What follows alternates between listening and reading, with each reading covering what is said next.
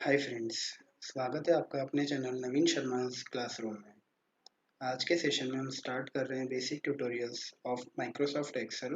तो सबसे पहले हम माइक्रोसॉफ्ट एक्सेल का ट्यूटोरियल स्टार्ट करें उससे पहले हम अज्यूम कर लेते हैं कि आपके पीसी में या आपके लैपटॉप में जो भी डिवाइस आप यूज़ कर रहे हैं, लैपटॉप या पीसी, उसमें माइक्रोसॉफ्ट एक्सेल ऑलरेडी इंस्टॉल्ड है। तो सबसे पहले यदि हमें माइक्रोसॉफ्ट एक्सेल इंस्टॉल किया हुआ है तो हम उसको ओपन करते हैं। स्टार्ट बटन पे जाते हैं हम सबसे पहले, और यहाँ पे हम जो लिस्ट हमारे सामने आ रही है ऑप्शन प्रोग्राम्स की, आप उसमें देखेंगे जो माइक्रोसॉफ्ट एक्सेल है, ई अल्फ़ाबेट पे आप देख रहे हैं माइक्रोसॉफ्ट एक्सेल आ चुका है। तो हम इसको ओपन कर रहे हैं।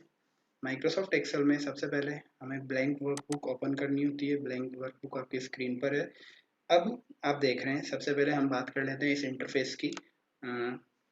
जो टेबुलर फॉर्म में जो आपको सेल्स दिख रहे हैं, ये जो बॉक्सेस हैं, इनको हम बोलते हैं सेल्स, यानी कि रोज और कॉलम का जो इंटरसेक्शन होता है तो उससे जो बॉक्सेस बनते हैं हम उन्हें कहते हैं सेल। तो पहला सेल आप देख रहे हैं, इसमें जो हॉरिजॉन्टल फॉर्म में जो डेटा जा रहा है, हॉरिजॉन्टल फॉर्म में जो सीक्वेंस है वो ए बी सी डी से स्टार्ट होकर के आगे तक कंटिन्यू कर रहा है। और अगर आप वर्टिकल फॉर्म में देखें तो ये 1 2 3 4 से चल रहा है। तो इस तरीके से यदि आप फर्स्ट सेल की बात करें तो आप देख रहे हैं यहाँ पर A1 लिखा हुआ है। इसका मतलब फर्स्ट सेल का जो एड्रेस है वो है A1। अब जिस सेल पे अभी मैं हूँ वहाँ पर आप देख रहे हैं वो C3 होगा। तो इस तरीके से हर एक सेल का एक अपना नाम होता है। अभी जिस सेल को मैंने सेलेक्ट किया हुआ है उस सेल का नाम आप देख रहे हैं D9 है। डी यहाँ पर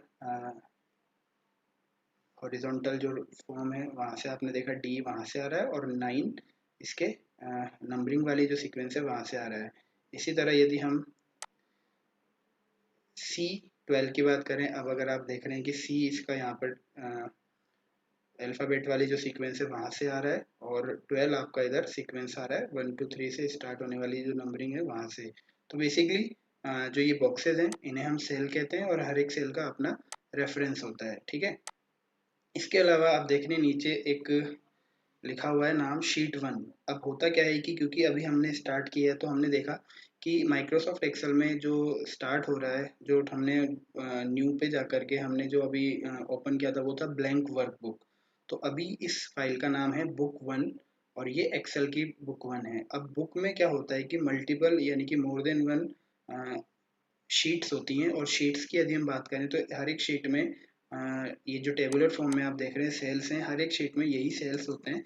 तो उसी तरह अभी देख रहे हैं कि यहाँ पर अभी शीट 1 दिया हुआ है, यानी कि ये जो स्क्रीन पर आप जो टेबुलर फॉर्म देख रहे हैं वो शीट 1 का पार्ट है। यदि हमें और शीट इंसर्ट करनी है तो हमारे यहाँ पर आप देख रहे हैं कि एक प्लस का सिंबल बना हुआ है, जिस पर जैसे ही कर्सर को मैं लेके गया तो न्यू शीट नाम से ऑप्शन आया। यानी कि अगर मैं न्यू शीट कर दूंगा तो देखिए यहाँ पे शीट 2 एक और ओपन हो गई, एक और मैंने लिया तो यहाँ पे शीट 3 हो गई। तो जितनी आपकी रिक्वायरमेंट है आप उतनी शीट्स यहाँ पर आप ऐड कर सकते हैं। सिमिलरली आप चाहते हैं कि मैं इनका नाम चेंज करूँ तो आप इन पर डबल क्लिक करें। शीट 1 देखिए आप सेलेक्ट हो गया, और अब आप वहाँ पर अपना नाम अपने अकॉर्डिंग जो भी शीट का नाम है वो आप दे सकते हैं। तो सपोज डेट मैंने यहाँ पर अगर नाम दिया कि मैं डेट दे देता हूँ, सपोज आज की 12 अक्टूबर का डेटा मुझे आज यहाँ पर फीड करवाना है, तो 12 अक्टूबर 2020 ये मैंने यहाँ पर इसको नाम दे दिया। तो इसको जैसे मैंने ये नाम दिया और एंटर किया तो अब ये 12 अक्टूबर 2020 के नाम से ये जो शीट है वो चेंज हो गई। इसी तरह आपने देखा कि कैसे हम शीट्स को इंसर्ट कर सकते हैं और कैसे हम शीट्स का नाम चेंज कर सकते हैं। यदि हमें शीट्स को डिलीट करना है तो हम उस पर्टिकुलर शीट पे जाएंगे, राइट क्लिक करेंगे, और आप देख रहे हैं इंसर्ट डिलीट रीनेम। तो अगर हमें रीनेम करना है तो हम रीनेम पे जा सकते हैं। रीनेम से जा करके हमारा यहाँ पर नाम चेंज हो जाएगा। और यदि हमें नाम चेंज नहीं करना है तो हम इसको डिलीट करना चाहते हैं तो आप राइट क्लिक करेंगे पर्टिकुलर शीट पे जा करके और इसको डिलीट भी कर सकते हैं। अभी शीट 2 की भी हमें रिक्वायरमेंट नहीं है तो मैं शीट 2 को भी डिलीट कर देता हूँ। शीट 4 की भी मुझे रिक्वायरमेंट नहीं है तो मैं शीट 4 को भी डिलीट कर सकता हूँ। बट अब यहाँ पर क्योंकि मुझे वर्कबुक की डेफिनेशन आपको समझानी है तो आप देखेंगे कि जब मोर देन या वन शीट्स का कलेक्शन एक वर्कबुक कहलाता है। यानी कि आप देख रहे हैं कि बुक 1 जो है, ये बुक 1 हमारी एक्सेल की फाइल है, और इसमें 2 शीट्स हैं। एक का नाम है 12 अक्टूबर 2020 और दूसरी का नाम है, इसका भी मैं नाम चेंज कर देता हूँ, और इसको मैं दे देता हूँ नाम 13 अक्टूबर 2020। तो अभी हमारी जो वर्कबुक है उसके अंदर 2 शीट्स बनी हुई हैं, 12 अक्टूबर 2020 और 13 अक्टूबर 2020। ठीक है, तो अभी तक हमने देखा कि कैसे हम शीट्स के बारे में हमने पढ़ा, शीट्स के बारे में डिस्कस किया, शीट्स क्या होती हैं और उनका कैसे हम नाम चेंज कर सकते हैं, कैसे हम न्यू शीट इंसर्ट कर सकते हैं using the options available to us on screen. इसके अलावा हमने देखा कि एक सेल का क्या नेमिंग कॉन्सेप्ट होता है, वो भी हमने देखा। आपने देखा कि फर्स्ट सेल, जहाँ पर अभी मैं टाइप कर रहा हूँ फर्स्ट सेल, उसका जो नेमिंग है वो अल्फ़ाबेट पहले आता है और वर्टिकल बार में जो आपका न्यूमेरिकल वैल्यूज़ है उसके अकॉर्डिंग पहले अल्फ़ाबेट यानी कि ए और फिर 1। सिमिलरली अगर हम अभी सेलेक्टेड सेल की बात करें जहाँ पर मैंने 1 2 3 टाइप किया है, तो आप देखेंगे कि इसका जो नेम है वो होगा बी और 2। तो इस तरीके से ये सेल होता है और सेल का नेमिंग हम यहाँ पर यूज़ करते हैं। तो अब सबसे पहले हम बात करते हैं कि आज के सेशन में हम करने क्या वाले हैं। तो सबसे पहले यदि हम आज के सेशन की बात करें तो हमने क्योंकि शीट का नाम दिया है 12 अक्टूबर 2020, तो यदि हम 12 अक्टूबर 2020 के अकॉर्डिंग अगर सपोज दैट हमारे एक्सपेंसेस को हम चाहते हैं कि हम रिकॉर्ड करें और हम ये चाहते हैं कि 12 अक्टूबर 2020 को हमने क्या एक्सपेंसेस किए और कितना क्या एक्सपेंस किया, तो उसके लिए हम थोड़ा सा आज डिस्कस कर लेते हैं। तो यदि मान लीजिए मैंने 12 अक्टूबर 2020 को कुछ आइटम्स परचेज किए, तो मैंने लिखा एक नाम से एक लिस्ट बनाई आइटम, और आइटम का मैंने नाम दिया। आइटम का नाम सपोज दैट मैंने दिया कि मैंने परचेज किया, यहाँ पर हम एक्सपेंसेस की बात कर रहे हैं तो suppose that house hold expenses की बात कर लेते हैं। तो सपोज मैंने वेजिटेबल्स परचेज की, तो वेजिटेबल्स मैंने दे दिया कि मैंने वेजिटेबल्स परचेज़ की। इसके अलावा मैंने परचेज़ किया क्लोथ्स, तो मैं क्लोथ्स यहाँ पे दे देता हूँ। इसके अलावा मैंने परचेज़ किए फ्रूट्स, फ्रूट्स में दे देता हूँ। मैंने परचेज़ किया वॉशिंग मशीन, तो मैं यहाँ वॉशिंग मशीन दे देता हूँ। ठीक है, तो इस तरीके से मैंने कुछ आइटम्स लिए जो मैंने यहाँ सेलेक्ट किए। यहाँ पर अपने आइटम वाला जो कॉलम है उसको मैंने लेकर के रिकॉर्ड कर लिया है। अब आप देख रहे हैं कि आइटम इस सेल के विड्थ में प्रॉपरली आ चुका है, वेजिटेबल्स थोड़ा सा बाहर जा रहा है, क्लोथ्स सेल के अंदर प्रॉपरली है, फ्रूट्स प्रॉपरली है, वॉशिंग मशीन भी बाहर जा रहा है। तो यानी कि जो सेल की जो विड्थ है वो जो कंटेंट है उसके अकॉर्डिंग मैनेज नहीं हो पा रही। तो आप देखेंगे कि जो बी सेल पर है, बी वाला जो कॉलम है हम उसको सेलेक्ट करके इसके पास में जब इसकी बाउंड्री पे जाते हैं तो ये थोड़ा सा आप देखें कि जो कर्सर है जो डाउनवर्ड एरो है उससे फिर ये चेंज होकर के थोड़ा सा अलग शेप में हो गया, और जैसे हम यहाँ पे डबल क्लिक करेंगे तो ऑटोमेटिकली ये कंटेंट की साइज के अकॉर्डिंग, कंटेंट के अकॉर्डिंग ये अपने आप को विड्थ एडजस्ट कर लेता है। अब यदि हम चाहते हैं कि हम इन कंटेंट्स को थोड़ा सा हम फॉर्मेट करें, तो आप देखेंगे कि यहाँ पर एक बोल्ड नाम से ऑप्शन है, आप इसको बोल्ड कर सकते हैं और आप इसकी साइज बढ़ाना चाहते हैं फ़ॉन्ट साइज, तो आप फ़ॉन्ट साइज बढ़ा सकते हैं इजीली, आप देख पा रहे हैं। तो इस तरीके से हमने इसको फॉर्मेट भी कर दिया है। अब आप देख रहे हैं वॉशिंग मशीन अगेन थोड़ा सा बाहर जा रहा है, तो वॉशिंग मशीन बाहर जा रहा है तो अब हम क्या करते हैं, इसको रैप कर देते हैं टेक्स्ट को, यानी कि वॉशिंग मशीन को हम चाहते हैं कि वॉशिंग और मशीन एक ही सेल में रहे बिना विड्थ को चेंज किए हुए, तो हम टेक्स्ट रैप कर सकते हैं। तो आप देख रहे हैं कि वॉशिंग मशीन एक ही सेल में है और विड्थ भी हमारी यहाँ पे सेल की चेंज नहीं हुई है। अब हम नेक्स्ट कॉलम बनाते हैं जिसके अंदर हम लिखेंगे प्राइस। तो अगर हम प्राइस की बात करें, वेजिटेबल्स हमने परचेज की, सपोज दैट हमने वेजिटेबल्स परचेज की है, तो वेजिटेबल्स का हम मान के चलते हैं कि हमने अब परचेज किया 200 रुपीज़ का। क्लोथ्स हमने परचेज किए 2000 रुपीज़ के।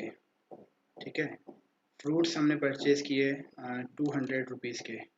वॉशिंग मशीन हमने परचेज की 10,000 रुपीज़ की। तो ये हमारा एक्सपेंसेस है जो हमने बेसिकली यहाँ पर यूज़ किया। इसको भी मैंने फॉर्मेट कर देना है, मैंने फॉर्मेट कर लेना है इसको। ठीक है, ये फॉर्मेट मैंने कर दिया है। अब मैं ये चाहता हूँ कि मैं इन एक्सपेंसेस को टोटल करूँ, सम करूँ, तो मैंने यहाँ पर एक और यूज़ किया सेल को जहाँ पर मैंने लिखा टोटल एक्सपेंसेस कि कितना मेरा 12 अक्टूबर 2020 का खर्चा हुआ। तो मैं ये चाहता हूँ कि अब मैं इनको सम करूँ। तो सम करने के लिए मेरे पास यहाँ पर दो ऑप्शंस हैं। एक तरीका तो ये है कि मैं सबसे पहले यहाँ पर फॉर्मूला लगाऊँ। अब फॉर्मूला यदि मुझे लगाना है, मैं चाहता हूँ टोटल एक्सपेंसेस मेरा प्रिंट होना चाहिए C9 वाले सेल में, जैसा कि अभी आप देख रहे हैं सेलेक्टेड सेल में।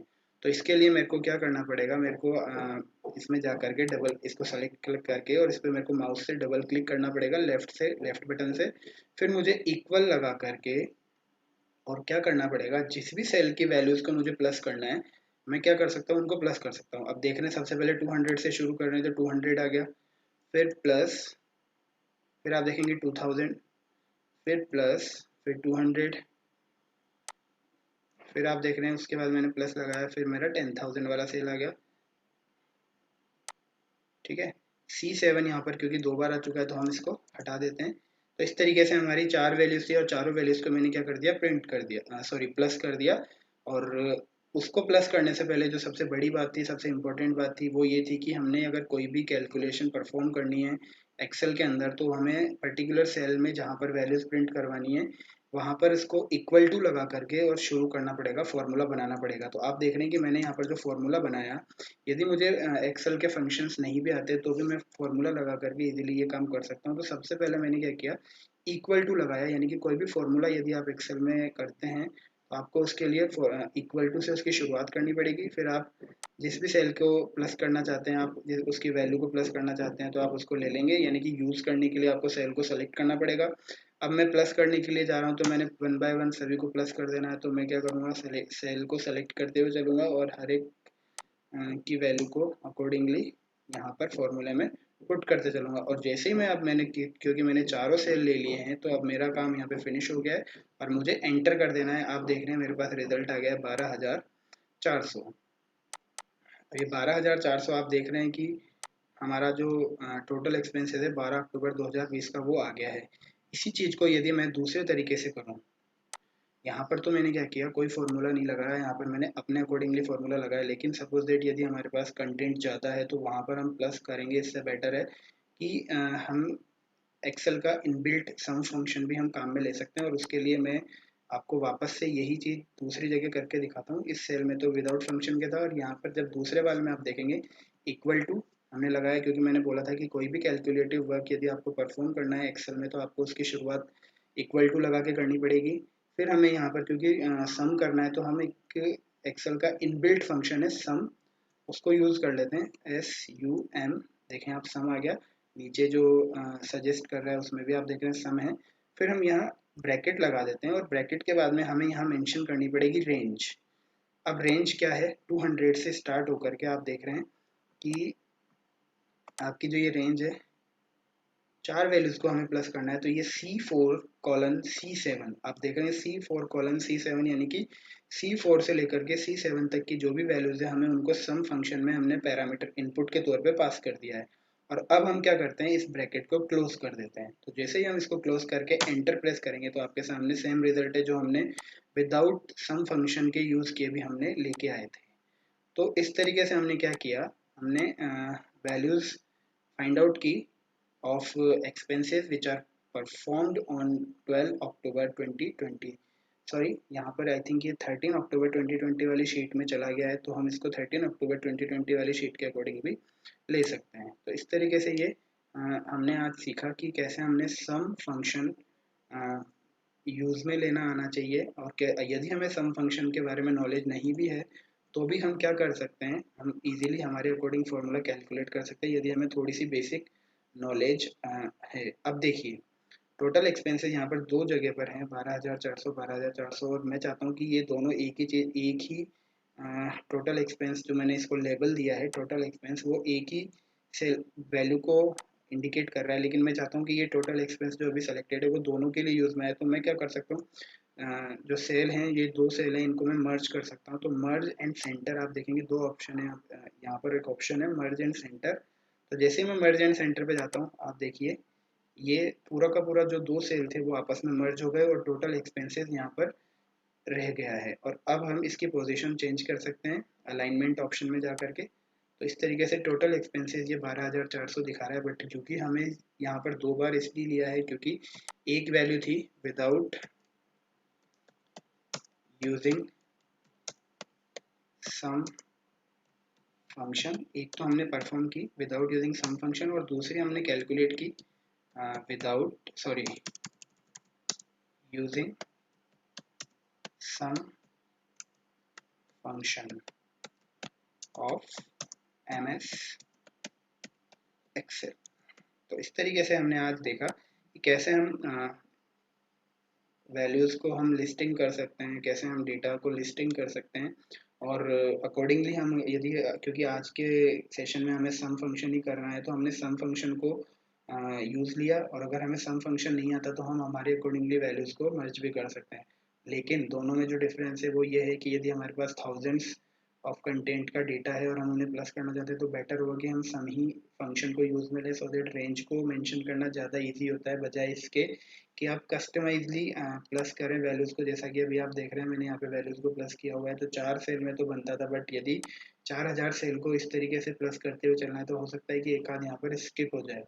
तो उस चीज़ के लिए अपन क्या कर सकते हैं, सम फंक्शन जो प्री डिफाइंड फंक्शन है MS एक्सेल का उसको यूज़ कर सकते हैं। यहाँ पर आप देख रहे हैं ये फंक्शन यूज़ करने के लिए जो आप फॉर्मूला बार है वहाँ पर आप देख रहे हैं कुछ भी नहीं है, इज इक्वल टू। मैंने पहले बताया कि कोई भी कैलकुलेटिव वर्क अभी परफॉर्म करना है तो आपको इक्वल टू लगाना पड़ेगा।